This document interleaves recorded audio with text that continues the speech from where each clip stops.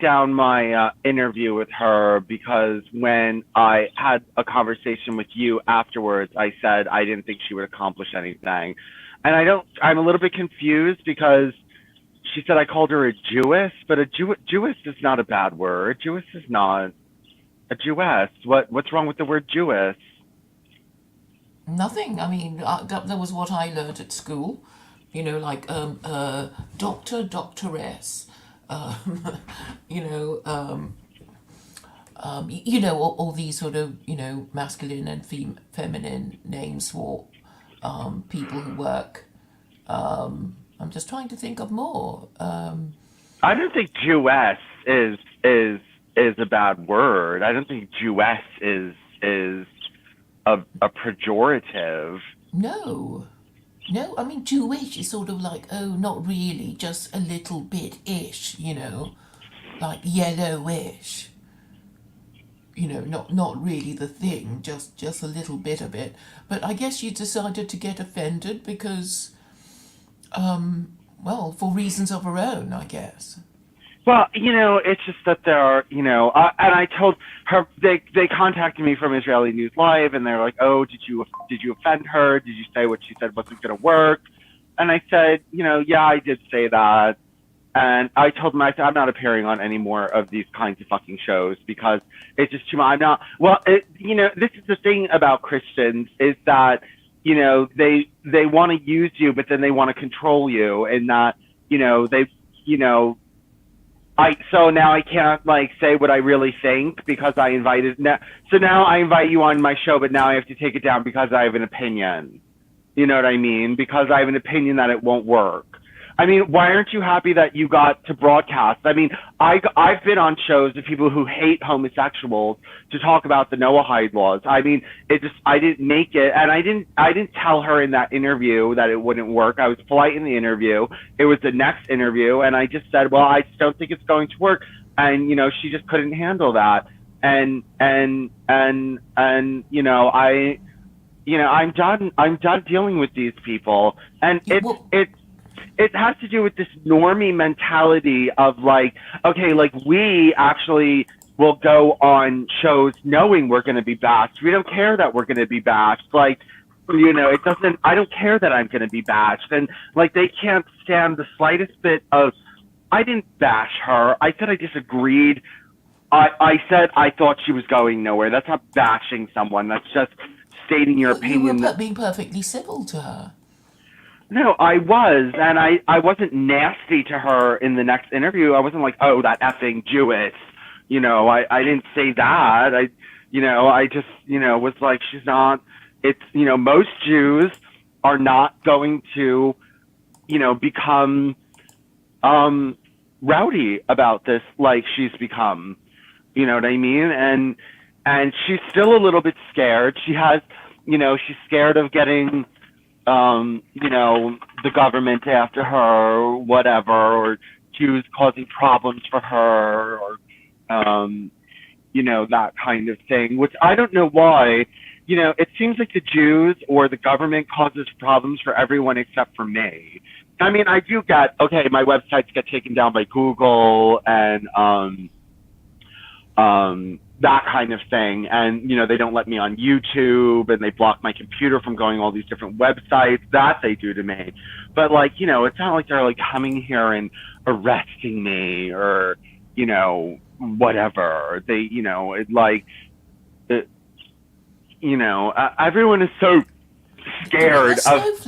snowflakes, terrified of their own shadow, frightening themselves with their own fears. And it's not just her, is it? I mean, it's a lot of people. And you say, well, what's the point? What is the point if you're only preaching to the choir? You Yeah, know, you're only preaching to the choir and it's just just kind of like going on Israeli News Live. Oh, we don't want him on there because he's gay and he's a gay supremacist. And I'm not on there to talk about that. I'm on there to talk about the Noahide laws. I'm an expert, and just focus on what's going on. Be grown up. They're not grown up. You know, these Christians. They're not grown ups. Um, Which is why yeah, they're they won't be around for much longer. And these Reform Jews, they're not going to be around for much longer. And we have to understand that the Orthodox Jews are proper Jews, regard them as heretics. And that was why, it doesn't matter what they say, they have no authority to say anything because the observant Jews would say, the heretics. So why are you listening to them, Gentile? You don't even, know which Jews you should be talking to. I mean, not that, you know, rabbis even have that much authority amongst themselves. That's why you've never heard of rabbi this or rabbi that, because they don't even bother talking to us. I mean, the more I think about it, even the proper rabbis have no influence at all. They have no influence over their own people. And that's why they keep splitting and splitting and splitting and behaving like they were the hippie movement. And that's why you get two Jews, three opinions. I mean, really, they are a complete mess. They really might as well be the hippie movement. And the thing is that there is no central authority. I mean, to the extent that you can say, oh, this is a high status Jew, it'll because, oh, he's a chief rabbi of the British Commonwealth. And it used to be called imperial Jewry when Britain had a global empire, you know. And I suppose technically, Chief Rabbi Mervis is the chief rabbi of Jews in New Zealand and Australia and Canada, but not the chief rabbi of, you guys. Because, you guys have a kind of rent a rabbi.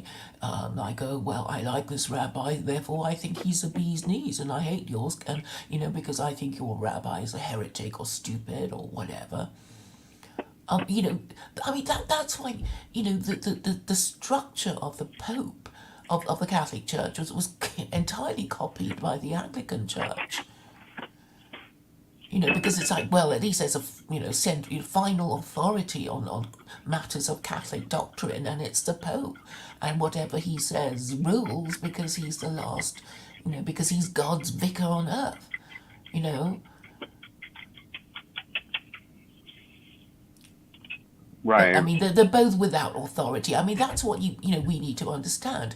And you may know, or perhaps I haven't told you, but I can easily dig out the letter of these ultra-Orthodox rabbis in Israel saying, shock horror, Chief Rabbi Mervis is a heretic because he cooperated with the British government in compiling their LGBT Jewish schools handbook. How could he do such a thing? That's terrible. He's a heretic. And then there's this sort of, letter in Hebrew circulated saying, oh, nobody listened to him. And if any Jew in the British Commonwealth should listen to Chief Rabbi Mervis, their afterlife is in peril.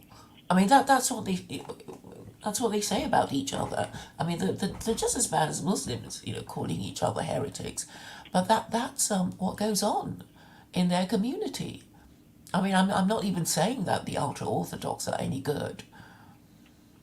Because nobody listens to them. And if you listen to Rabbi Mizrahi, he will say, it's terrible, even with us ultra-Orthodox Jews, because, there's one synagogue, and then the people in it disagree, and they just open up another synagogue just down the road. So they it's like opening shops. Well, And yes, that's this why is they have no influence. But yes, once upon a time, when Gentiles were mean to Jews, they had to stay together because, they couldn't just sort of, go into the big, bad Gentile world and assimilate. But now they can, and they do. And that is why so many rabbis say things that are liberal, because they want to make it not, weird for Jews to believe what they believe. and then they become like Christians, just using the brand of Judaism, but saying, basically everything is allowed. Luke And Croft, there's nobody to tell them no. There's nobody. Well, not in America anyway. Luke Croft in the comments knew I was making an omelet. Um, Because I could hear the thing, the beater beating against a bowl where the eggs were in, right? mm, um, well, So, yes, so but that is why, that's why the world is in a mess. So people complain about President Biden, but they know he's not really in charge and he might drop dead any moment. And that's why everybody is just doing their own thing, and thinking, well, I'm just going to get away with it because there's no one in charge, and this has got to stop. And this is a kind of that's why the hierarchy is so important, and the only hierarchy that people really get is the hierarchy of the army, of the military, general and soldiers, who gives orders and who follows orders, and orders passing cascading downwards from the general. I mean, and that's why this whole liberal idea of equality, fraternity, and liberty cannot work. It's going to collapse, and we are living out the consequences of this laundry list of the French revolutionaries who said that they wanted liberty, equality, and fraternity, and it's impossible. It's impossible to have those three things in that retarded way, and it is retarded. Because I mean, can you imagine your armed forces being run on the principles of liberty, equality, fraternity? Nobody would do anything. Nothing would get done. And what we have now is a macrocosm of this, like, well, I'm not doing it, why should I? I'm your equal, you go do it if you want to get yourself killed attacking those people over there. You do it, I'm not. And you can't make me. I think the point that there was a reaction against, pure authority, where yes, you were sent off to war for absolutely no reason. Sorry, you're not, you're Oh, very, no. I said this was a reaction against the opposite, where yes, and it used to be you were sent off to war for absolutely no good reason and put in a trench and murdered, and people got sick of it, and so they said, I'm not just obeying. I don't want some all-encompassing, overarching system above me. I want to have some say myself, and I want to be able to say that, I don't want to go to the military. I mean, look, um, I mean, um,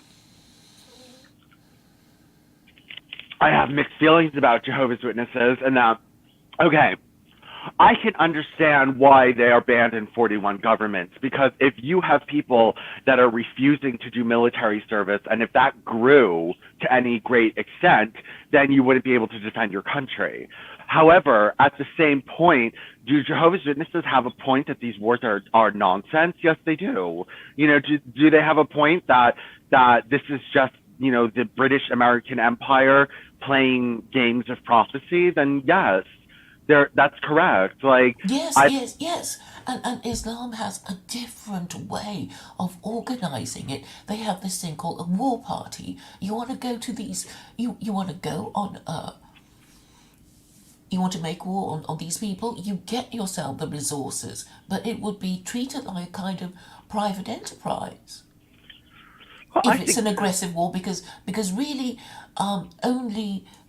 only defensive wars are allowed in Islam, and only successful imperial wars are allowed. And obviously, if you're successful, great, everybody will gather around you and say they supported you all along. But it has to be successful, and in order to be successful, you want people who might be interested in winning it.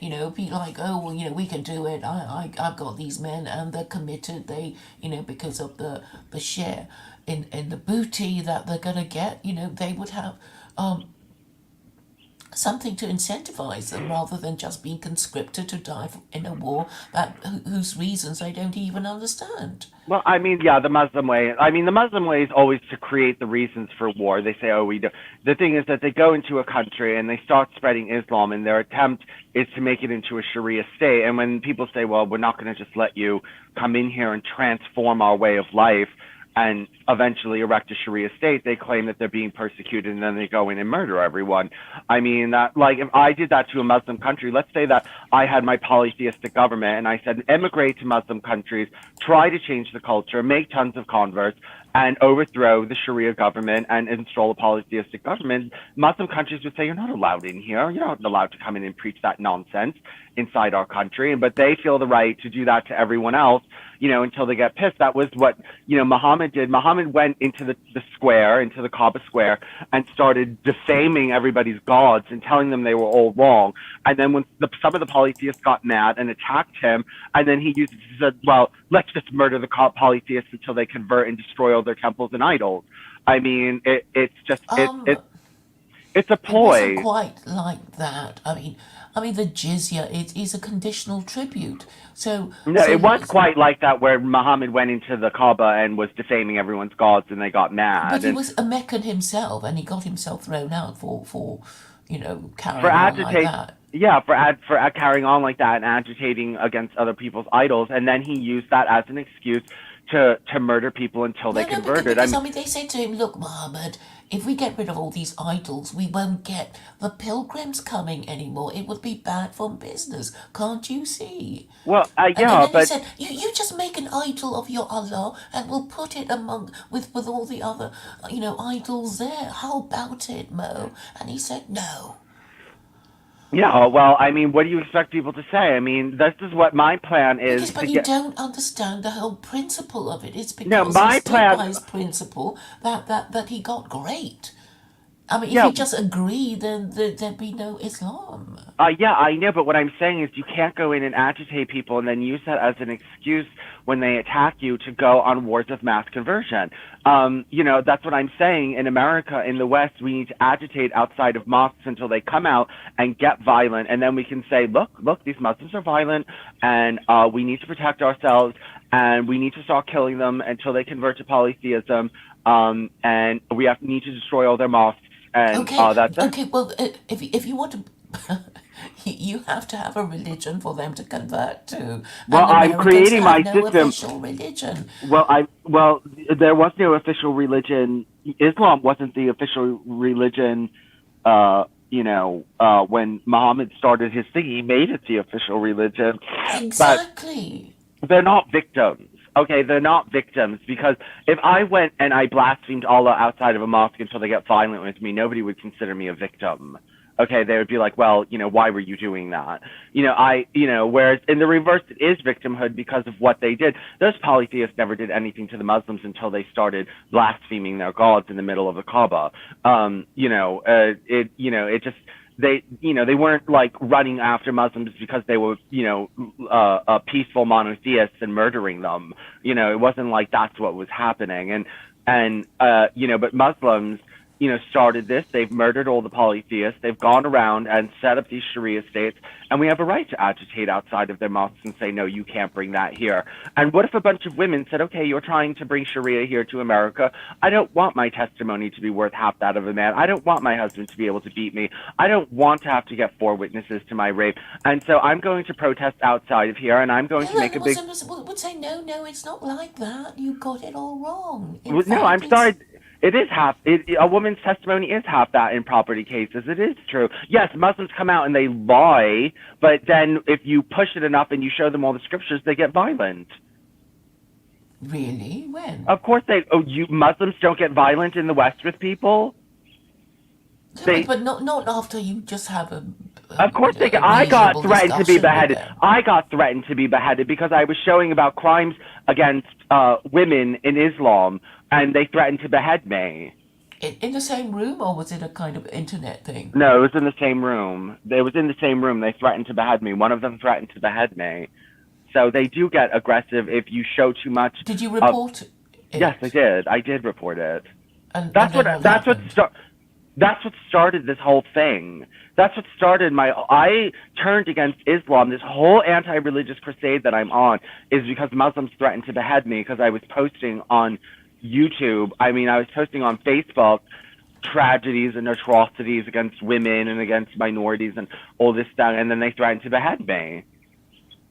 And then what happened? And then the school didn't care, so I left school. And I They started didn't care? No, they said that it meant stop posting this stuff on Facebook. They didn't actually mean they were going to behead me. They meant it more like, if you keep posting this stuff, then we're coming for you, and which is a threat anyway. You know what I mean? To like take your finger and slide it across your neck twice, like you're going to behead me. Is more than, it's not just, they made it seem like this innocent thing that didn't matter, and that I was basically. Was it at high school? No, it was at college. And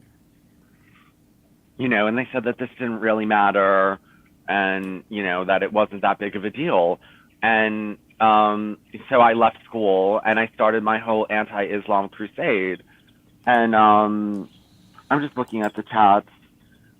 Maybe there's a syncretic resolution between these two ideologies. I don't know what two ideologies he's talking about.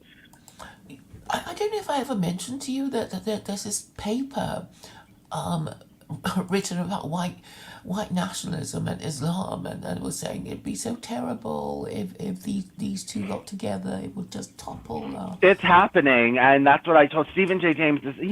Stephen J. James is such a typical straight white man in that, okay, we can see this happening. They're just incapable of seeing what's coming on the horizon. Okay, let's say that. I mean, so who is that Australian alt-right white man who was racist and wanted to get Muslims out of Australia and all this other stuff, and now he's a Muslim, and I mean, there are other ones, who have converted, and, can't you see what's coming? Can't you read the sign on the wall? And the thing is that they'll never do anything until it's too late.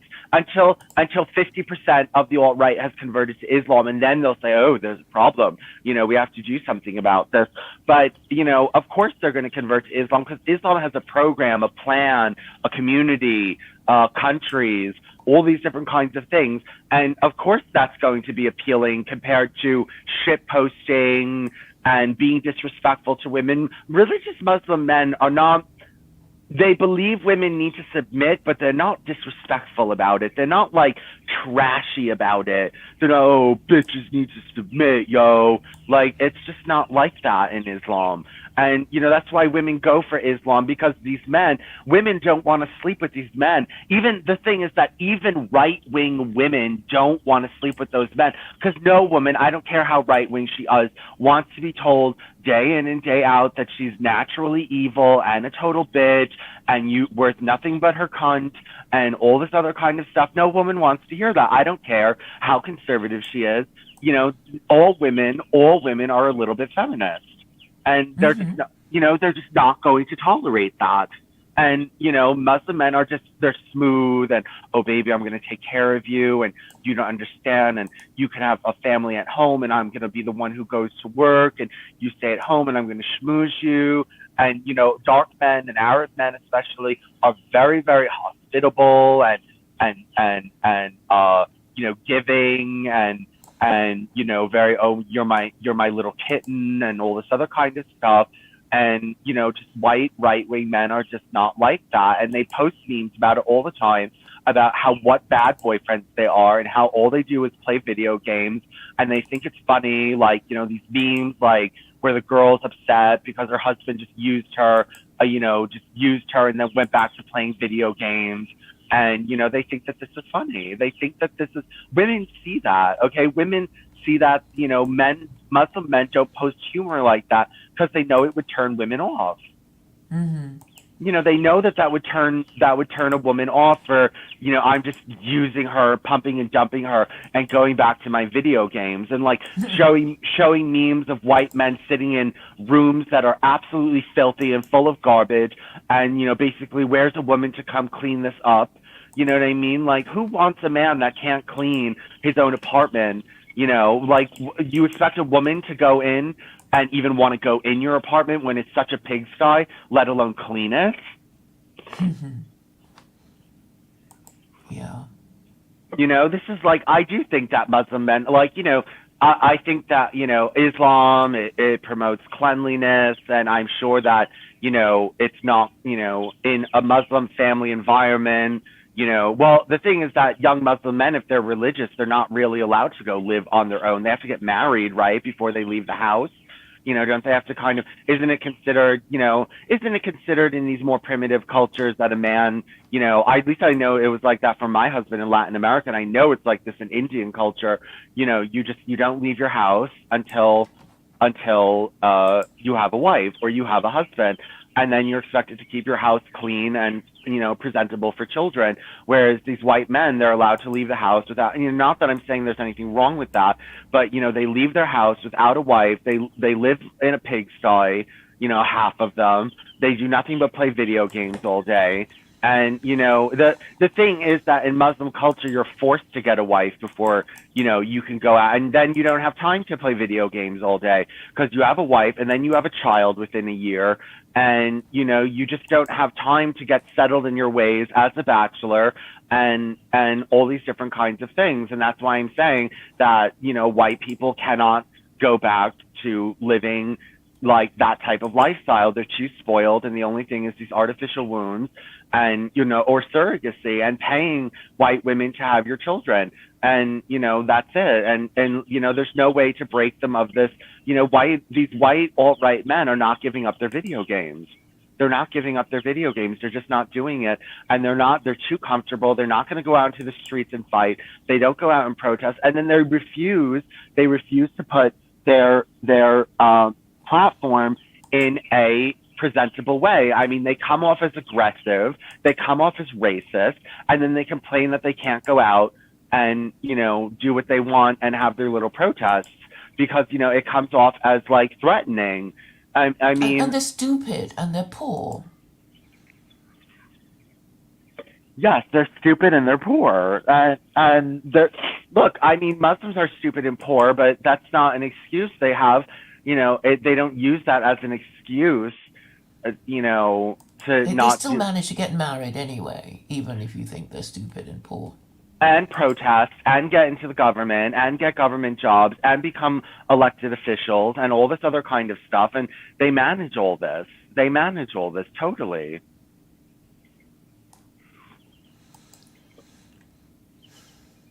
So there's something inherently flawed in the character of these men who hate Muslims, but they won't even talk about the solution. So I try, and they just it's all insults and get out of our country, and never mind how we're gonna live after we get rid of you, assuming we get rid of you, we're just not gonna talk about it.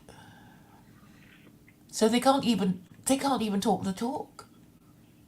Max So they Demian. certainly can't walk the walk. Max Demian is saying that his place is immaculate. Well, maybe it is, but I mean, your type is still posting, memes on Facebook showing yourself just playing games in a pigsty and being like, "Where's a woman to clean this up?" I mean, it's just not, and that is a streak in the community. These are all streaks. Misogyny to the point that you're gay is a streak. Just using your girlfriend for sex is a streak. Being a slob and telling your girlfriend to clean up after you is a streak.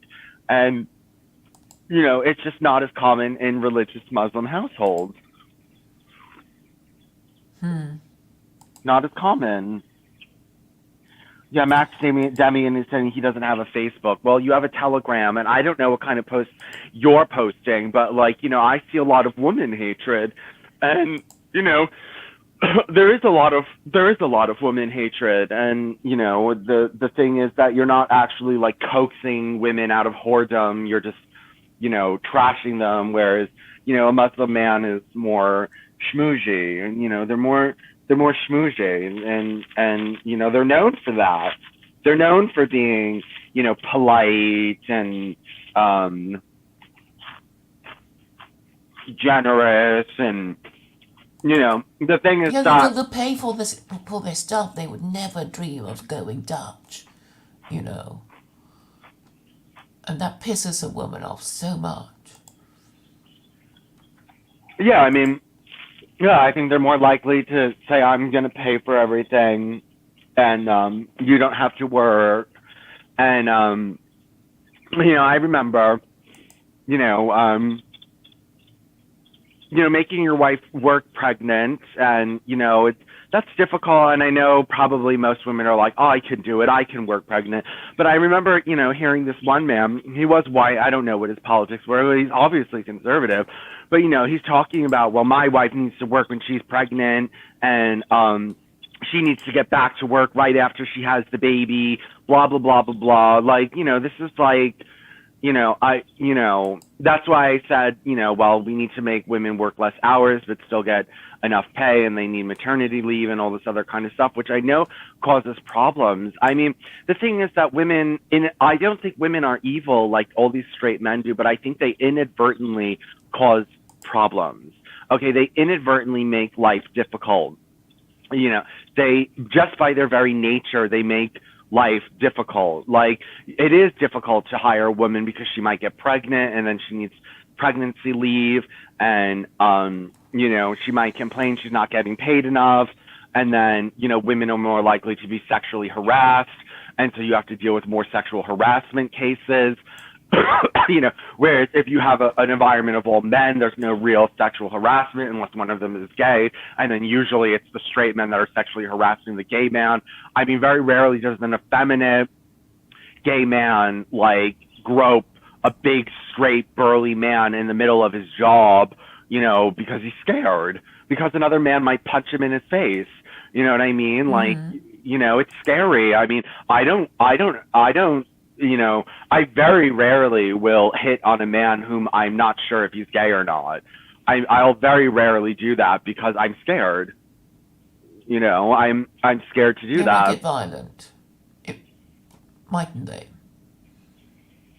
See, Max Damien says Vincent loves his mother, and that's why he can't think why a woman might do something wrong. Like, oh, that you love your mother. This is what what's his name said. Himmler. He said this is the road to homosexuality, when you don't even love your mother.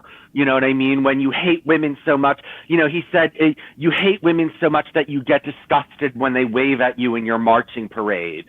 You know what I mean? Like, that's the road to homosexuality, and I agree, and that's why all these MGTOW men, are going gay and getting trans girlfriends, and or becoming trans themselves, because they just. They still want sex, and they want cheap sex. And they can't afford women, and women wouldn't do it for free. And there's no licensed brothels for them to easily get sex. So they kind of had to make, alternative arrangements for themselves. So if they don't want to be gay, they might, want a woman, but they can't get a woman. I think at the end of the day, it's down to cost. Yeah, well, And they're just sort of, playing sex games with each other. It's like, oh, I can't bear to think of myself as being, gay, so I'll just pretend that I'm really having sex with a woman. But even though he's really a man, but he's prepared to act like a woman. That'll have to do. So I'll fuck him. I mean, that's what they're reduced to. It's so sad. well, it's their own fault because they refuse to treat women properly, and they also Or pay the full price of sex, which is to marry, to get a woman prepared to either give them wife sex or prostitute sex. But they keep hoping they'll get lucky, amongst the fornicatresses. And the fornicatresses only want to have sex with men that they find attractive.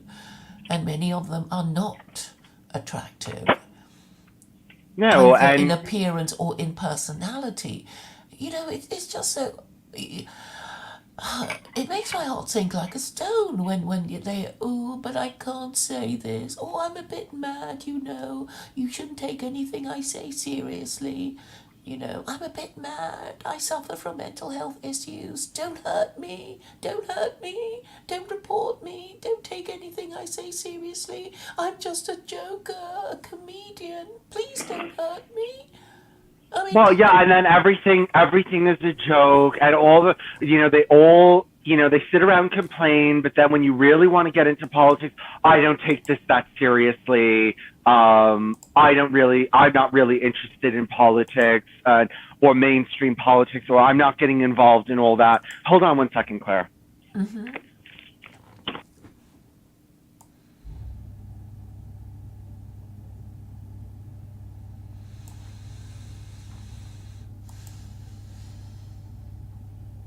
fornicatresses. I'll spell it out for you.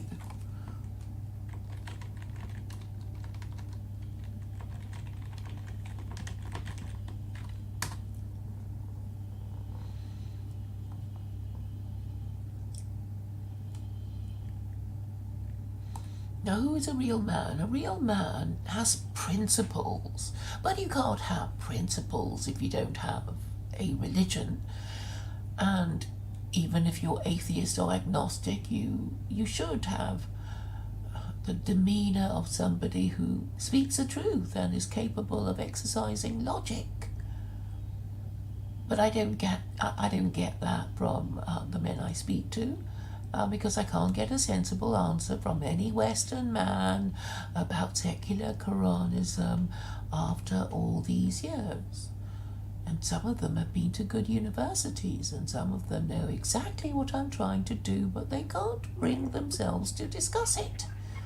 They can't bring themselves to discuss anything but frivolity, and then, it's just, they really can't bring themselves to discuss anything but jokes and misogyny and homophobia. Fornicate, is that a word? Fornicatresses? Yes, you can be a fornicator if you're a male, or a fornicatress if you're female. Fornicators and fornicatresses engage in fornication. You see, these old-fashioned words, I guess they were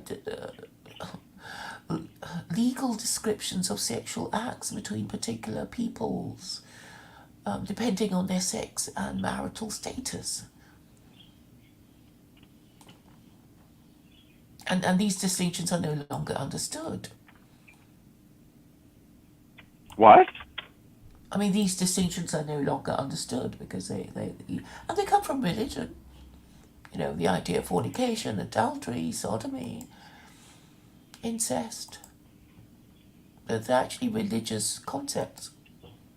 Before, genetic engineering and, even the first concept of genes and that sort of thing. They knew it was something to do with blood. I mean, somebody's obviously, a retard. You wouldn't want to marry him or her, because then your children might turn out to be retards, or they suffer from some kind of, family illness that runs in the family, or some, heritable disease like haemophilia. Oh, God. Well, it takes a while. A lot of things are no longer understood, Vincent. A lot of skills are being lost. A lot of reasoning tools are just no longer being used. I mean, the other day I was reading, these people who get angry with you, they can't even tell the difference between explaining why something is the way it is and justifying something. So to explain something is not to justify it. Just because I know the reason why somebody did X, Y, or Z does not mean I support their acts that you might be complaining about. So if every time you explain, why, it's sort of like you're an investigator. You want to find out who the murderer is, and then you think, well, the culprit is X because he had motive, because he had something to gain, or he wanted revenge, or whatever. I mean, that's not supporting their reason. You're just explaining their motives. But because people are just so stupid, they can't even make the distinction. They fight with each other on the basis of hearing something they dislike, which is called shooting the messenger. Hmm. Shooting the messenger. Yeah, well, Yeah. yeah, shooting the messenger, lots of nonsense, just unfortunately. And there's nothing that can be done. And, it's just, this is why I'm saying that you need to start like a small clique and, basically, kind of try to gain control that way rather than through the masses because the masses will just That's bring what you. I'm trying to do. Well, I I know, mean, it's just well, I'm just looking for the smartest people. I mean, I can't believe that in the entire West, you are literally the smartest person that I can talk to. Well, yeah, I mean, it's unfortunate, and I don't know what happened to these people. And, part of the reason, I lament the fact that I was raised Jehovah's Witness, but part of the fact that I'm like this was that I was isolated from mainstream society, and I wasn't allowed to be like mainstream children, and I wasn't allowed to just, engage in the mainstream culture of vapidity and the thing is that I get really pissed. Why when you liberalize do you have to become vapid? I mean, who said that? Who said that just because, you've opened up your sexual morals or now you're open to new ideas and all this other stuff that you just need to become vapid and stupid. And the problem is that conservatives know that. Conservatives know that because they know that they're the type of people that would become vapid and stupid. Stephen J. James knows that he couldn't help but become vapid and stupid because he had freedom. So he wants to take away his own freedom, and he wants some dictator to come in and impose conservatism on him and not let him shitpost all day and not let him look at porn and not let him do all these different kinds of things. This is what conservatives want. They want someone to take away their freedoms so they're not vapid anymore because they know they can't do it on their own. Well, your Jehovah's Witness upbringing meant that you read a lot, right? Yes, we read a lot, and I had to read a So that lot. was how you're smarter than the others. Well, it depended on what I was reading too. I mean, look, Catholic boys fare less well than Jehovah's Witness boys, even if they go to Catholic school. First of all, Catholic school is like a place you go to become like a slut, a whore, a drug addict.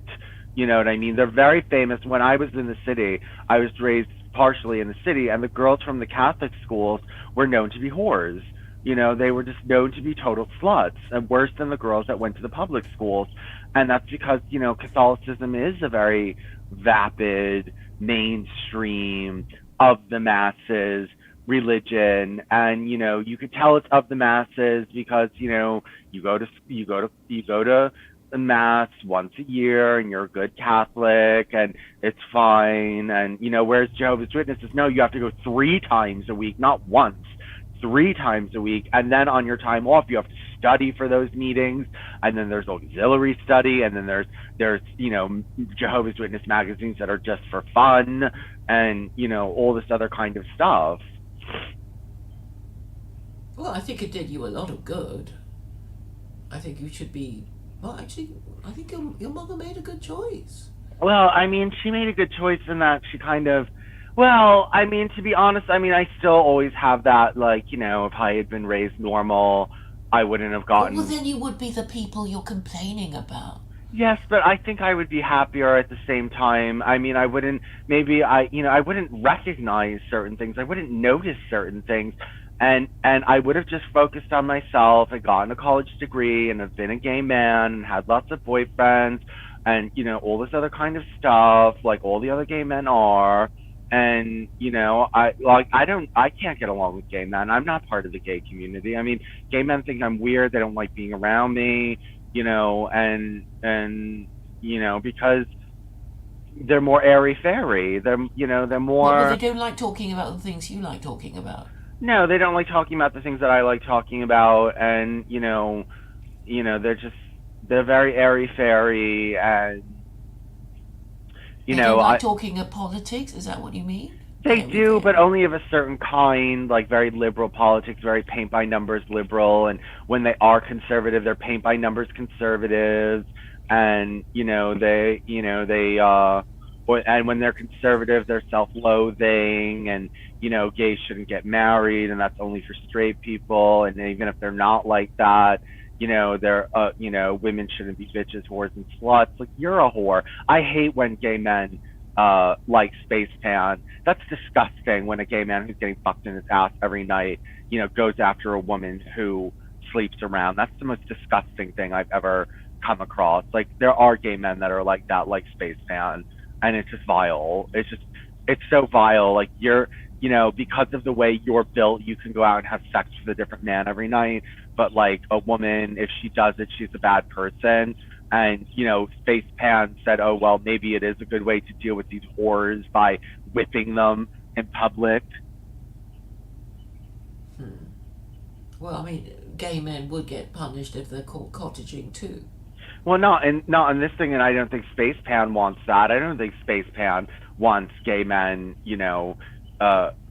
Well, not he Well, I doesn't. suppose he thinks he'd probably be doing it in on private property. Yes, I know, but he could sleep with a different man every day of the week, and it doesn't matter. But if a woman, makes a mistake once, she's a whore and a bitch and a slut, and it's just not fair.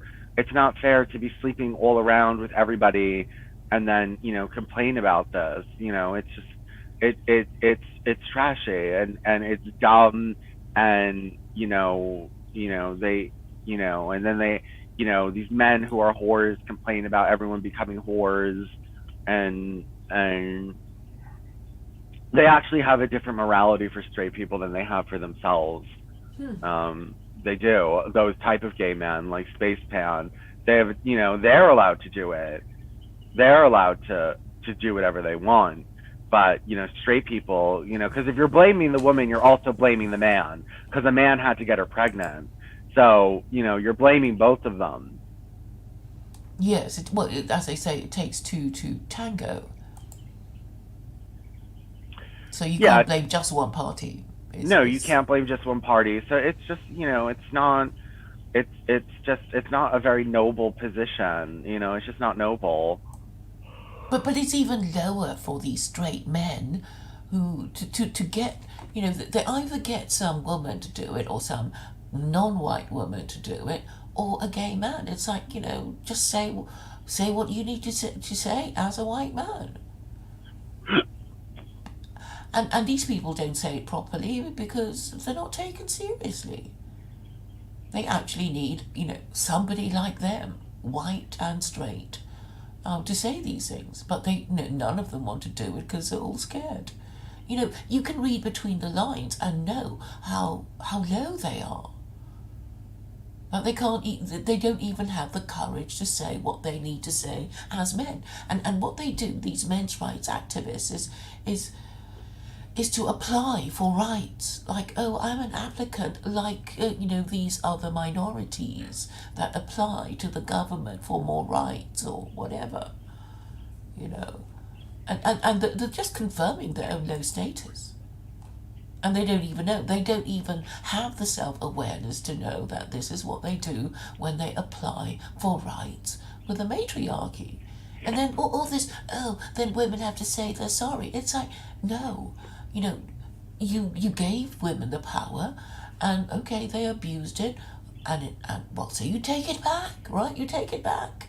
If you don't think, all these people are fit to exercise power over you, you take it back. Well, I mean, once the genie's out of the bottle, it's kind of like putting the toothpaste back in the tube. It's like it gets to the Well, point you that talk about revolution. Geez, yeah, but I I'm just, not. But also no, not revolution, evolution. I mean, I don't. I'm not looking for like coming out and like forcing people to do things. I'm looking for creating a clique that slowly mutates society. well, it's only when you. Well, I mean, the law allows you to do it. That I mean, which is why all political activism is about changing the law because then it changes behaviour.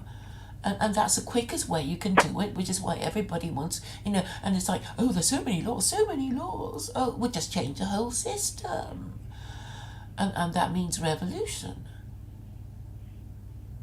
Yeah, well, I think that, that's the problem that the Nazis had. They tried revolution, whereas the communists were evolvers. They slowly, it took forever how long when was Mein Kampf written? Not Mein Kampf. When was the Communist Manifesto written, in the 1840s? I'm not sure exactly, I can look it up, but I mean, this is something. Wait, communist man. I mean, I know Hitler wrote it when he was in prison. Yeah, I know. But the point is that Mein Kampf, took over in 2 years or 3 years or 4 years, and the Communist Manifesto didn't even get implemented for like 40 years. You know what I mean? 1848, he wrote it in 1848. Yeah, so 50 years it didn't get in until, so that's 50, 60, 1970, 67 years it took, and that was 67 years of converting people and getting people on your side. It took more than a generation. I mean, a generation, let's say, give it generously 25 years. So that was almost 3 generations. That was almost 3 generations of conversion and prepping the soil and, and brainwashing people and agitating people and infiltrating the government and all this other kind of stuff in order for this, you know, to happen. And the Nazis did it really quickly, and then they crashed and burned. They did it too quickly. They did everything too quickly, taking Well, over he the shouldn't have East. gone to war. I mean, I think now, if I'd been Hitler, I would have just I would have just challenged the Pope and said, look, I would have kept asking about the Trinity until the Catholic Church collapsed, and then I would ask the same question about the Anglican Church, which is the second. Well, I mean, it's actually the most powerful church in the world if you want to measure the success of a church by the expanse of the territory of the people who adhere to it. Um, but yeah, if he had wanted to make a proper name for himself, he would have just he didn't like Christianity. He does say that. You can find lots of Wikipedia entries about Hitler saying he doesn't like it, that he didn't agree with Christianity and that Islam was better. So then, if he kept asking, they would eventually, it would eventually become clear that these popes and archbishops of Canterbury had no idea what they were talking about, and then he could, Hitler could have taken the credit for Islamifying Europe. Well, I mean, he didn't want to. Well, No, he no, I mean, did. he He wanted to did. do all sorts of things. He wanted to ban usury. After the Wall Street crash and the hyperinflation, he wanted to end usury. And there was this economist called Feder, Feder, um, with who he was, they were supposed to, abolish usury. But they only abolished it for ordinary people. But for the German state, they were, I mean, they had to use usury to finance their imperial wars, the Nazis. But yeah, he could have made it work in a peaceful way. I mean, he missed his chance. Well, I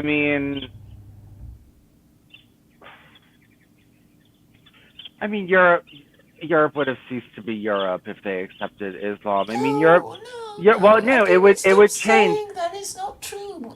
Europe is a piece of land I with know, but people Europe in would, it. the Europeans would change, and I mean, they would Oh, become unrecognizable. they have changed as Christians and I white know. people Well, over the I know. centuries. You're Yeah. just being sentimental. No, the point is that no, I was just about to say that when it Christianized, Europe changed. I mean, it would change just as much as when it became a Christian empire. It changed. It It is changed. always changing. I I mean, well, obviously, maybe they the don't want it to. Tudor, the Tudor English person will not be the same as the Edwardian English person, and they'd still be, using the same religion. Well, I don't know. I don't know. Well, I mean, yes, I mean, just look at the, uniform, what they wear and stuff. I mean, obviously things change, whether, even without you wanting it to change, they'll change anyway. Fashion and new discoveries and inventions, etc. But what we want is some kind of stability, and we want the laws to be, well, we want to feel that the laws are the best possible laws that we could possibly have, and we don't feel stupid for obeying them. That's what we want. That is our spiritual need, Vincent. Because you don't want to think, oh, this is a stupid law, but I have to obey it because otherwise I'll get punished by my tyrannical government. I mean, that is really it. It's like, yeah, we just want the laws to stay the same so we can plan our lives and, parent our children and plan their future and, not be considered thought criminals by our children. Or regard our children as subversive or something. Or indoctrinated. We want the generations to agree with each other. It's like, come on, it's the same country, or it's the same family. Can't you even agree on politics? Apparently not. well, I mean, the point is that you The know, point is that you guys don't have a religion, and that is the problem. That, of course, that's a problem. well, You're a country full of cults. how do you know that okay, so if you have technology that's ever evolving, there's going to be differences between the generations that you'll never be able to get rid of that. The only way to keep the generations flat is to get rid of technological advancement and new programming and new TV shows and new influences socially, culturally, new clothing, new drugs, new this, new that. Anything new is going to separate out the generations. And the thing is that as the culture changes, they're going to want a new religion that actually fits the culture, like what was happening in the 1960s. I mean, okay, when the 1960s and 1970s rolled in, it was no longer okay. Like maybe the older generation now, you're a woman, you should stay at home and take care of the children. Well, guess what? It was no longer affordable for a woman to stay home and take care of the children. She had to work. The old generation's way Yeah, of doing. so it changed because what? The sex revolution, No, the because the government, because the economy changed, and obviously, there's people who say the government was in a conspiracy to get women into the workforce. okay. So But it didn't work. The point is that who knew? It doesn't matter if the government or who caused it. The point was that women had to work in the 1970s and 80s if they wanted to get a house. okay, so what? I mean, people have to have a conversation about what they want. So it's like, okay, if you don't want to get married, don't even engage in this conversation. Only people who want to marry can engage in this conversation, because because then you have skin in the game. So right, you man, you woman want to get married. What kind of life do you want to you know do you, a man, want your wife to stay at home and look after the children and clean your house? And the answer would be yes. And it's like, do you, a woman, do you want to do all that stuff? And it's like, if not, well, then you're not marriageable. Then no one will marry you if you say you don't want to do this sort of thing. You're not going to be a fit mother. So once you put people in these different groups, you can deal with them very effectively. I mean, obviously, you can't just say ask American, who will be, from 100 to, you know, zero. What they want. You have to ask people to put themselves in groups, and then you ask them what they want. And the most important people, if you want your people to, well, if you want your nation to stay in existence, would be women of childbearing age of interest to marriageable men. And this is how you have to think of the reorganization of your society. And if you put questions to these people in a certain way, they'll have to answer correctly in the end. I know, but the problem is that, the rank and file masses that go out and have children and stay together, they tend to be fuddy-duddy dolts. And yeah, okay, like the man who gives up children so that he can, even if he's not gay, if he's like, and then he spends his life on two things, building up his career and entertainment. He's going to be more charismatic. He's going to have new ideas that help society, and he's going to be the inventor of the next big invention, and then he's going to get respect. And the thing is that they're fuddy duddies. These people that just go along with the program and do what they're supposed to Well, do. maybe you need a few people to do that. You don't want to be in a situation, Vincent, where you have more chiefs than Indians. I This is know, what but we have now. they This is don't. what But we they have don't get. now. Okay, the same problem like Christians. The Christians have the same problem. Look, if you're always meek and you're always mild and you always say the nice thing and you turn the other cheek, you're gonna get fucked over. Okay, like this is like, oh, like I'm not even going to look at the enemy's propaganda because that might be bad for my spirituality. Well, good luck. You know who's gonna win? The person who looks at the enemy's propaganda, the pagan who doesn't care to look at a video that's sexually racy, or a video of that explains why Christianity is wrong, or this is wrong, or some, they're going to be able to sit there and listen to it and then be like, okay, let me parse this apart, let me fight this. And then what happens? You have like your pagan, unmarried male doing all your fighting for you, and the Christians are all being like, then that's why they lost their society, because they were fuddy duddies. They were just total fuddy duddies. Well, I mean, I think a lot of the guests on Millennial are fuddy-duddies. Well, I mean, I don't know if they're married or not or whatever, but yes, the rank and file will always be fuddy duddies, and They need to be, right? We still want a situation where we want more Indians than, sorry, yeah, yeah, but more Indians than chiefs. people don't want to be fuddy duddies, and the thing is that when you get married and have children, it's harder not to be a fuddy duddy. You can't go out, you can't have fun.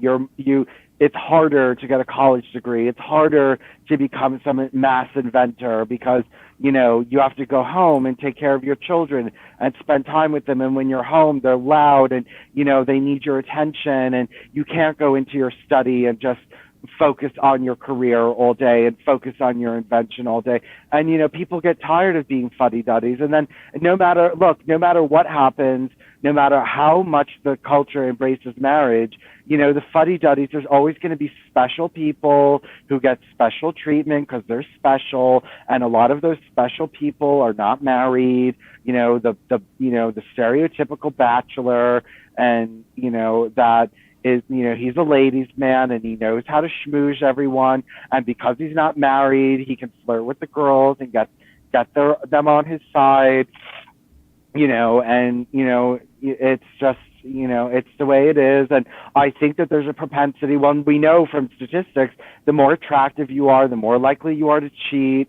So, the problem is that the fuddy-duddy, the ugly fuddy-duddy who can't get another woman is the one who remains married. And then he sits there and like talks about the virtue of marriage, but the only reason he's married is because he's not attractive enough to cheat. And and then nobody wants to hear him, and people are going to be like, oh, you're just ugly and that's why you're married.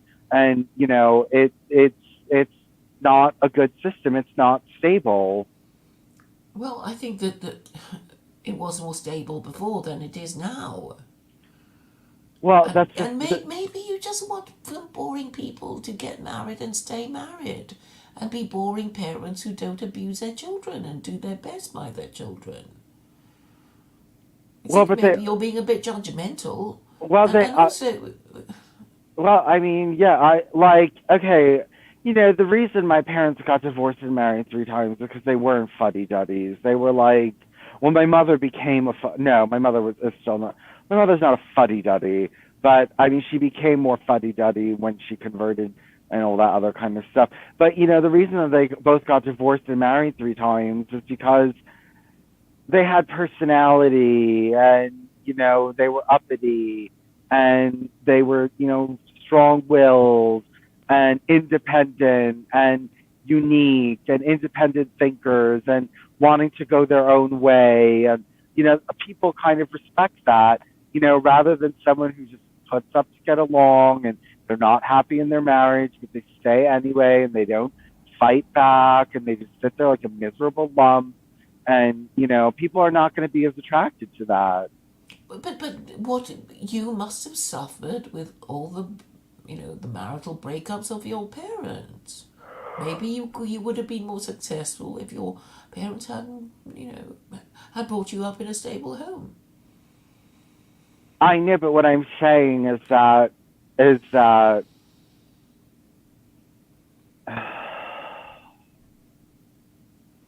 Well, okay, we don't know. It's just that there's certain rules and it makes sense. It's like, well, you've got children now, you might as well stay together to look after them properly, or they'll turn out bad, and then you'll get the blame and you'll be disgraced for having a failed marriage. So you just make the best of things. I mean, what's wrong with that? It's fair enough. well, it's just that, yeah, well, then you're like, what's it called? You're a lame-o, you're a pushover, like you're just, you A know, dutiful person who takes your marriage vows seriously and who, I mean, the thing is, we already know what has happened to your society, because nobody takes marriage seriously. You get all these degenerates who can't do anything, who can't think straight, who can't discuss things, who can't cope with simple concepts. They're just inviting people to lie to them. You know, I mean, obviously, if they're gonna, if their head is going to explode every time you disagree with them, then nobody's going to tell them the truth. They'll just have to keep lying to them. I mean, they're asking to be lied to. And we want, reasonable people, educated people who are capable of taking bad news like a man without having a tantrum. That's what we want. That's what women would respect. That's what men should be. Men shouldn't be competing with women to be, childish, immature, and irrational. And that, I think, is what makes women despise men so much. well, they're obviously not programmed for this, and that, they're not programmed for.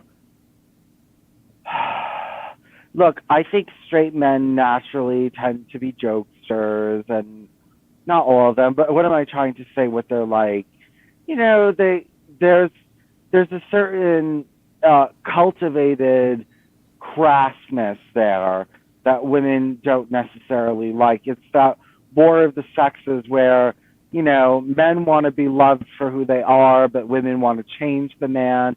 The woman wants to change the man and make him more serious and make him less, frivolous and these different kinds of things. And, then he resents it, and then she's a bitch, and,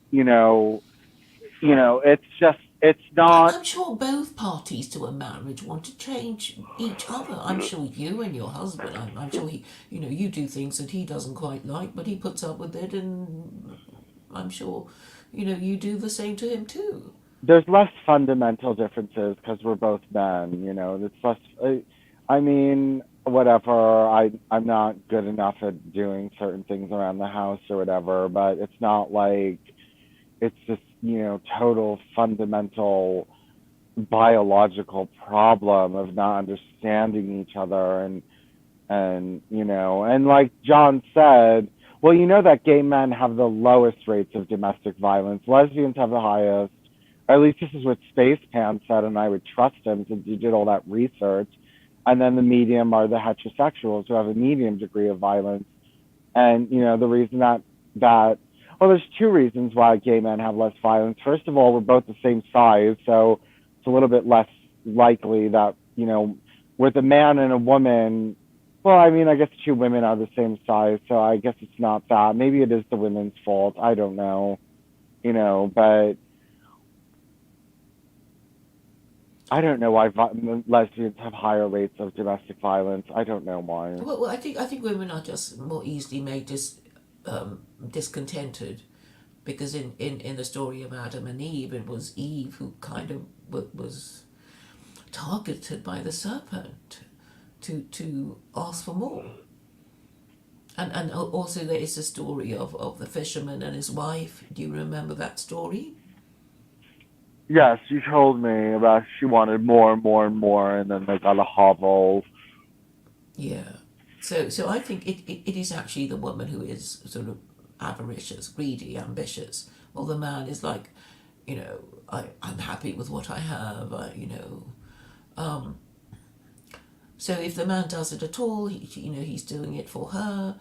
And maybe you need maybe sometimes people need a bit of a push to do things they don't want, and in the end it turns out well, you know, because I don't know if you meet people who don't have children, they're very boring too.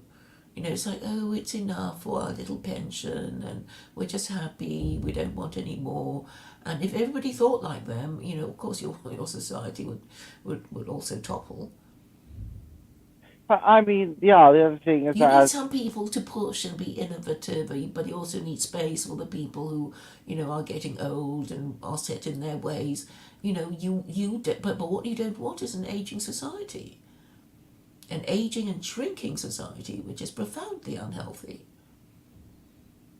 well, it's just that as people advance, they want more and more and more and more conveniences. Children are an inconvenience, and it's just people want convenience as soon as they have it, and once you give them that convenience, you can't take it away from them. Oh yes, you can. I mean, of course, they're going to yowl and squawk, but at the end of the day, if it has to be taken away, it has to be taken away.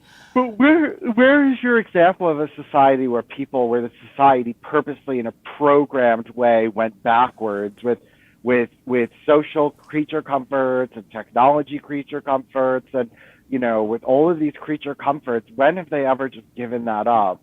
I'm not Uh, saying that these should be given up at all. I'm just saying I'm just proposing the rejigging of the okay, status of different groups. in what society ever has marriage broken down and then they were able to get it back together? Um, well, I'm thinking of the Ninevites, but I don't know exactly how they got it together. Well, that's fantasy. I mean, reality. Do you have any country you could point to where they got to the point that feminism and homosexuality was rampant, and then they were able to go in reverse and maintain it? Um, I'm thinking of the Qing dynasty, and I mean, I know that the emperor was had a harem, and he wasn't a very good emperor, and then eventually his concubine became the empress dowager, and it was terrible because nobody accepted her authority. But the imperial system chugged on for a bit until it crashed and burnt. So I mean, I mean, people say, "Oh, it was a terrible time. That horrible woman, blah blah blah." So I guess that time would have been a kind of matriarchy where there was a lot of degeneracy and irrationality. And yeah, and then China descended into civil war, and then the communist revolution, and well, you don't want that, do you? I mean, okay, and then the Russians had the Russian Revolution, and then they had, well, their civil war. I mean, you just don't want to have that, do you? You know, you want a peaceful transition, and then you have a plan. You can explain how it's going to work really quickly, and people get it. And you know, for in the case of Marx, he didn't really have, you know, it's just a philosophical essay with a few predictions. Did you study Marx in any detail? Not very, excuse me, not Yeah, very I mean, deeply. basically, he was saying, look, I think he basically gave the eternal desire for disgruntled people who have been badly governed by their government to want to take the stuff of the people above them. It's I think it's an eternal innate desire to say, well, you've crashed and burned our economy. We're going to take your stuff because you made us so poor that we can't afford anything, and you've been living it up, and we know where you live, and we're going to come for you. I think that's what communism is really, but you know, Marx made it sound all, you know, philosophical and political and sophisticated. But I mean that's basically communism, and it is to take the you know, the property of the elites. I mean, we actually want something, well, better than that. And the thing is, you know, Islam is very useful because it's got 1400 years of history. It's got a book. It's got all these different schools of Sharia, so people know it's been around and it has worked. And Well, again, because I don't know if it's worse since everyone in Saudi Arabia. I mean, Saudi Arabia, or not oh, just Saudi please don't do Arabia. Saudi Arabia. Okay, but the rest of the Islamic world is having a problem with rebellion. Look at what's happened. You always say Iran, Iran. I mean, women are burning their I only hijab. use Iran because it's not a representative Yeah, democracy but like I all the mean, it other has. countries, It's which means women it's are not right. controlled by America. It's women are rising up. They're having a problem. They need to crack down on the women, and they need to crack down on the intellectuals and all this other kind of stuff. And like, you know, it's not you're acting like this is some pleasant paradise for everyone No, when no, you no. I mean, the people who talk about revolution in America, that you know, they make jokes about taking people on one-way helicopter rides and stuff. You know, of course, there's going to have to be a purge. There's always a purge after a revolution. well, they obviously didn't purge enough in Iran. They obviously didn't purge enough. And you know, this idea that you need like purges to make it work. Yeah, maybe they're a bit stupid about the hijab thing. I mean, you know, my idea would be to say that prostitutes in Iran, they don't need to wear their hijab. Let there be a proclamation. But I mean, they're all, you know, okay, maybe they're a bit stupid. How are they going to not allow women to wear go without hijabs? They're that conservative, and then they're going to allow prostitution. Well, okay, they've always been so hypocritical about prostitution, and Christians have also. So I'm going to say that there should be licensed brothels in red light districts, and the Quran tolerates it because there is a verse that tells you not to force your slave girls who wish to remain chaste into prostitution, which means it is okay if they agree to become prostitutes, and if slave girls can choose to be prostitutes, why not free women? That's my reasoning. So it's all right. You can be prostitutes, and and obviously you know, prostitutes will need a safe working environment. So you have licensed brothels in red light districts. Would you support that, Vincent? Well, yes, Carol wouldn't. I would support that, but I Oh, wouldn't support the thank rest. you. Oh, that if you're prepared to argue it, I think there's a lot of political leverage contained in that move.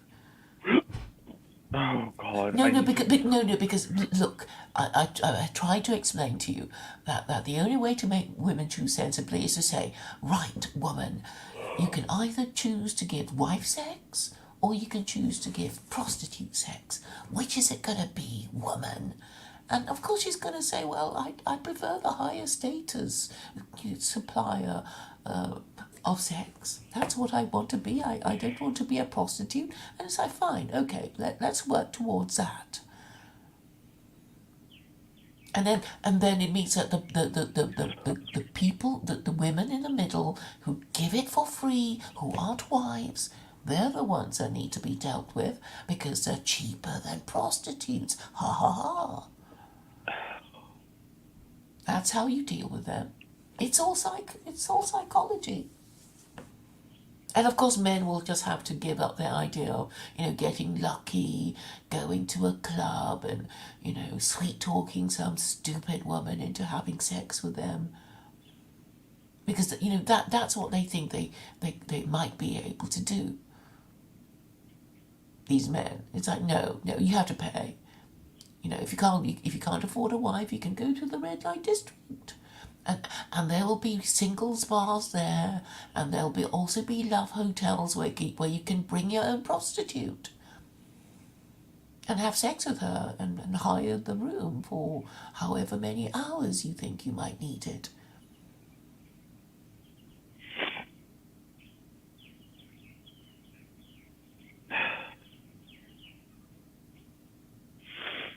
I So mean, they can still do it.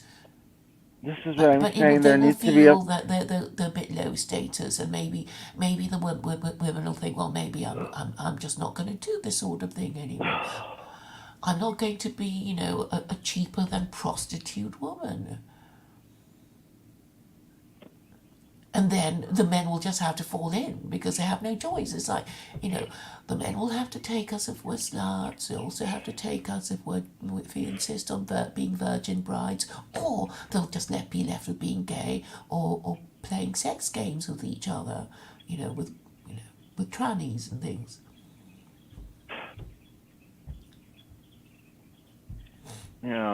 Well, John Vance seems happy with his tranny girlfriend, so you Well, he hasn't know. even met her. I mean, Well, I I mean, I already mean, know I don't think they're likely to meet. And actually, I did talk to a tranny on LinkedIn some time ago. It's like it was so weird, because it was it's like, why do you write like that? It's so weird. And then well, it turned out, obviously some men like it's. I mean, look, it's a phenomenon where married men are leaving their wives for trannies because it's just easier.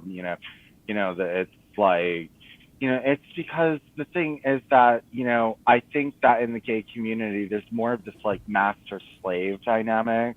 The thing is that gay bottoms want to be submissive and you know raped. Like they want that. They want that. And so it's easier to deal with them. And, it's just, yeah, it is easier to deal with a submissive tranny. She wants to be a woman. She wants to be more of a woman than a woman. And, she wants to like prove she can do better than a woman. And the thing is that, and then there's that, they know what a man wants and they don't have different feelings and emotions about it. And that's about it. And it's easier. It's just easier to deal with a tranny than it is to deal with a woman. yes, I actually see the reasoning behind it, but obviously it's not going to be good for your birth rates, white Well, he people. wants to get a.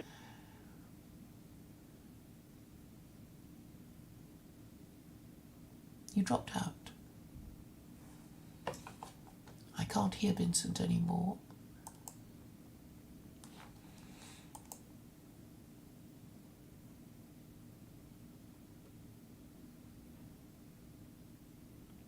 Sage, what do you mean, Hello? Max? If Yes, you hi. if you get surrogates, then it's fine, and that's just changing the culture and the way that people operate, and that's what needs to be happening.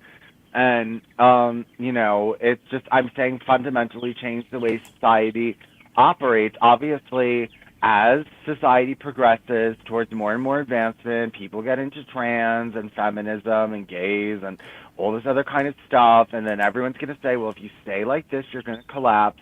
But if you fundamentally change the way that you operate, you wouldn't collapse. And then everyone can be trans, and men can have, women, and they're not women, but men can have wives who are trans, but at least like they're not unhappy, and at least the trans girl is submissive and easy to They deal won't be with. having lots of children, Vincent. Come on. You know they're not If going. you have two incomes and you dedicate one of the incomes toward employing a woman to have your children, then yes, you would have Who's going to look children. after the kid? Well, you just think that, like, I know you think that like biological mothers are just so much more better than like a trans woman would be, Yes. and well, look at what we have. Look what we've always had. I mean, society has always been fucked up, because women. What if it's women that don't make good mothers? What if it's Okay, well, shame them. okay? Well, that's not that they're not naturally good, and then you have to put all this energy and time into the system, and maybe a Give them trans. remedial classes in Yeah, well, marriageability or whatever. maybe a trans woman, because she wants to try harder, maybe she would be a better mother, and like, she actually wants to pretend to be that so much more than a woman, and then she's not resentful because her body's not all torn up from having kids, and she didn't get fat, from having kids, and No, no, but Vincent, don't you understand that the biological parents bit is important because, you know, you, okay, some people don't even care that it's their own child from their own flesh, and abuse them. But I mean, think, and people in care, sorry, children in care homes tend to get abused because I don't know if they get their abused carers more. don't love them. They don't care for them. Let's look at that. Let's see. Are children more likely? I don't know if they're more likely. Everyone's like, oh, they get raped in child home. Okay. Are children abused more in foster care than with biological parents? Look, children are already so annoying that even though it's your own flesh and blood, maybe you want to kill them too, right? I don't know if your parents ever said, I'll kill you. I'm sure everybody has had parents who said things like that. Well, I think that, Yes, you have too. Ha ha ha ha. well, no, well, I wouldn't be upset if that's what they told me, because that's like just rage, or that's different than, I don't want to say what they told me, but it wasn't what an average parent has done to their child. I don't You think, don't know what average parents are. well, if average parents are, my mother tried to get me to kill myself. I mean, that's what I've been hiding. And I don't think the average parent, starts screaming at their child, coming to them with as a knife, saying, kill yourself, kill yourself, kill yourself, for no reason. Not even because I did something wrong, just because she just blew up into a rage out of nothing because she was mad about something else. And like, obviously, if you're mad about something else, you're not, she wasn't even mad at me. Okay. She wasn't even mad at me. She was mad about something else. And she just couldn't maintain her hatred. And, she came at me with the knife, and she tried to get me to kill myself. She was Oh, she, handing, she, she was giving you the knife for you to kill yourself. yes. Was that the thing? She wasn't trying to, stab you. No, she was giving me the knife and telling me to kill me. But, for like, if you just, if you just blow up, like, if you haven't done anything wrong and your mother just blows up and starts trying to get you to kill yourself, there's obviously hatred there. There's obviously, Well, you like, said she was into drugs and drink or something. not at the time. This is when she was converting to Jehovah's Witness, and, she just, Had you come out as gay already? no, she probably knew it though, and that was probably why she did it. 'Cause she just didn't feel like raising a gay child, and she tried to convince me that I wanted to do it, and then, she tried to convince me that I wanted to do it, Mm-hmm. and yeah, I And was then you probably decided not to. well, I know, but she obviously wanted that to happen, and then she only I got sent to school. She only apologized because I went to school and I was crying. This is when I was young. I was like I don't know, 8 years old or something like that. And Oh dear.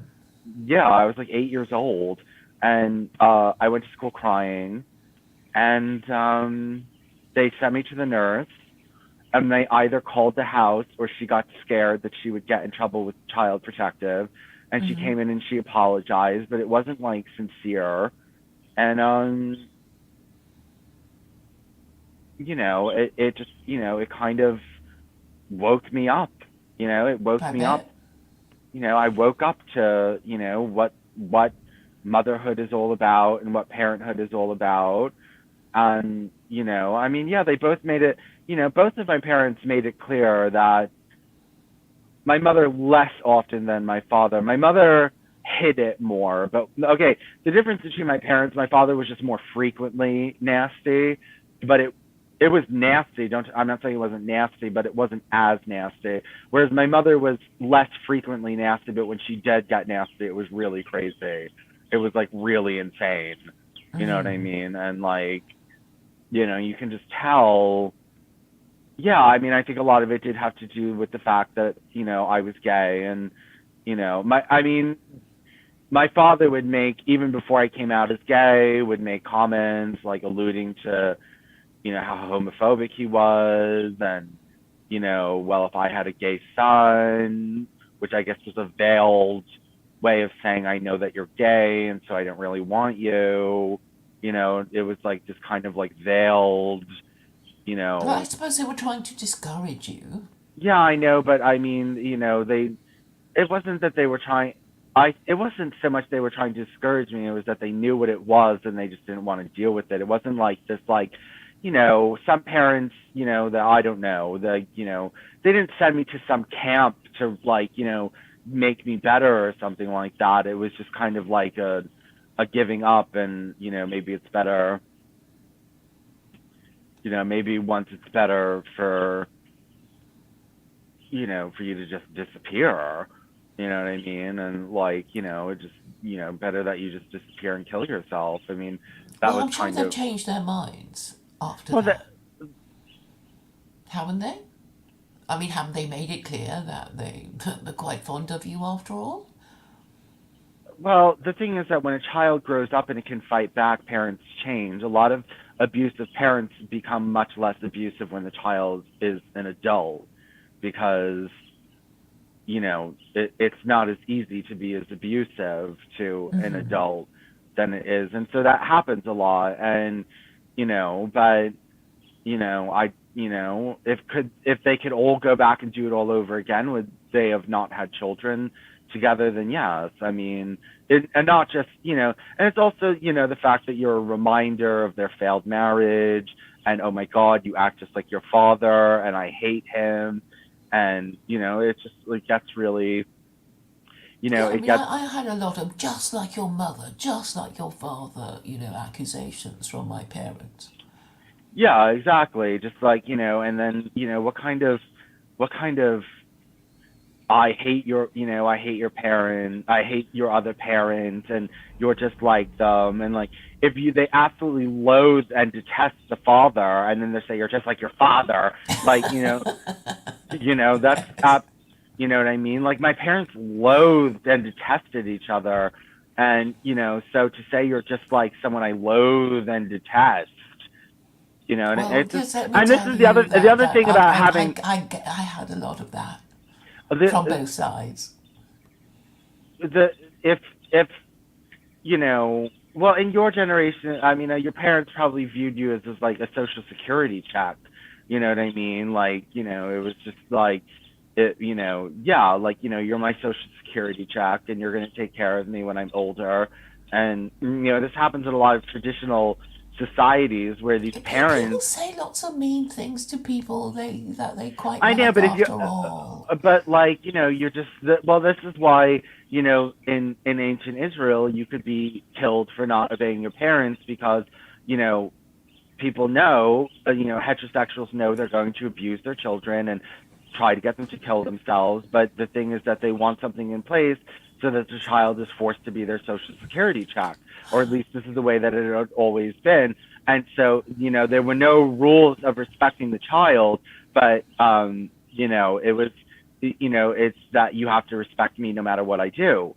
Yeah, And, yeah, that idea is basically like, well, to make you want to have children because it's like, well, I spend all that time and money and then they just accuse me of child abuse. Hell, I'm not going to have any children. Well, I You know know, this is why I'm saying things need to fundamentally change, because heterosexuals are natural child abusers and they need these laws in place in order to keep their children under their reign. And I'm just saying, if we bred a population that was more noble and didn't abuse their children, then children would naturally respect their parents. There are children who naturally respect their parents, and I'm not saying parents can't discipline their children, but there are, it happens. It's not common, but there are parents. If everyone were good parents and the human race was more noble, then you know um it just, we wouldn't have these kinds of problems. But you have to make it so that um there was this collective pressure, and the way it used to be, the way it is in India, the way that these parents, are just so entitled to their children's labor. And like, and I think it's gross. Your daughter-in-law has to massage your feet. Like, what kind of fucking person like asks their daughter-in-law to massage their feet for them on a daily basis? And like, this is your, like, and they're not even grateful for it, and they're nasty, and they just complain. And there's just these like old grumpy old nasty people demanding that young people should massage their smelly feet and cook for them. You know what I mean? Like, what kind of course people are going to rebel against that. What kind of person wants to take care of someone like that who's not even grateful and is just going to complain about everything that's wrong with you? well, obviously people should be nice to each other, but the whole idea of respecting one's elders is that, well, parents do a difficult job, and it would, if you tell them that they can't do anything with their kid, it's like, well, why would I want to do that? Maybe I'll just own a cat. I'll get more fun out of it.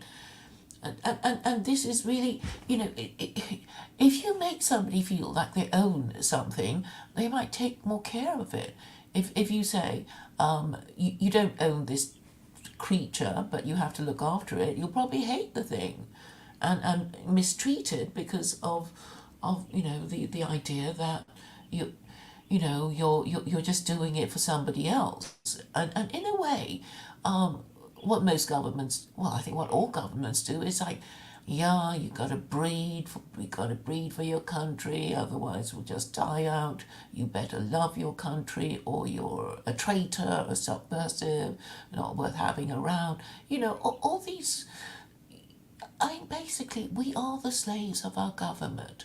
They don't, obviously they don't tell us in the West, but I mean, this is the Well, case. So they just well, pretend, they want us to think that we are treated better in the West than anywhere else. That's what they want us to think. But do they? They don't, okay, they don't even want us to breed, because what they want in this population reduction thing is that, yeah, I mean, in the olden days, rich, powerful people would say, oh, they're all my slaves, I want to make them slaves.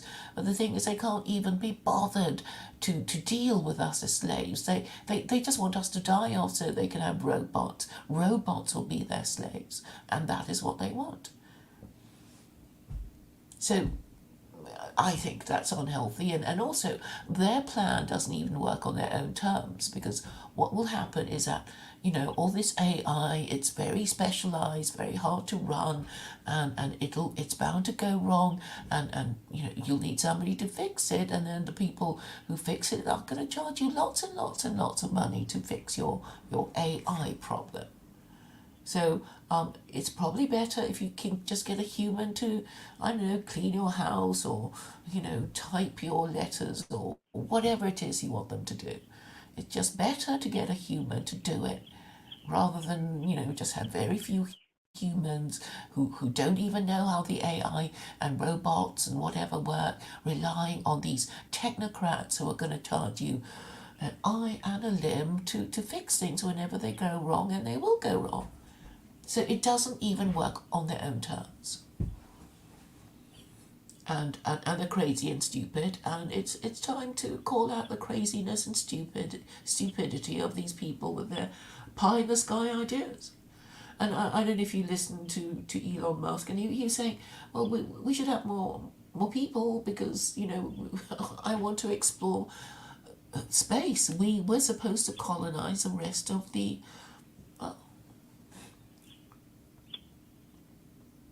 rest of the galaxy. Not sort of die with our robots on this earth. And I think he somehow has a point. Claire, just give me 1 second. I will be right back. Okay, I'm okay. I'll be right back. I just need to make a phone call.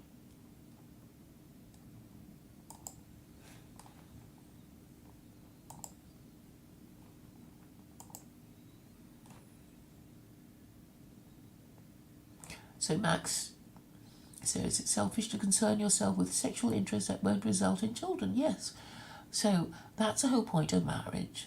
You want to regulate your sexual interactions with the member of the opposite sex that you're married to. And you want to make the marriage license a desirable piece of paper to have because it entitles you to sex and children. And we have to raise the price of sex for things to be right again.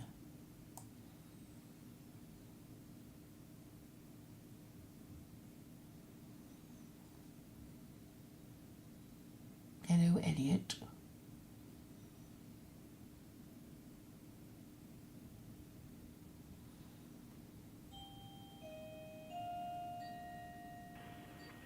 Claire? Yes? Oh, you have a visitor. I'm gonna go for a little while. Why don't we stream again in a little bit at your place? Okay, somebody's answering it anyway. Okay. But you have to go, and it's nearly 2 hours. All right. Okay. Okay. Bye.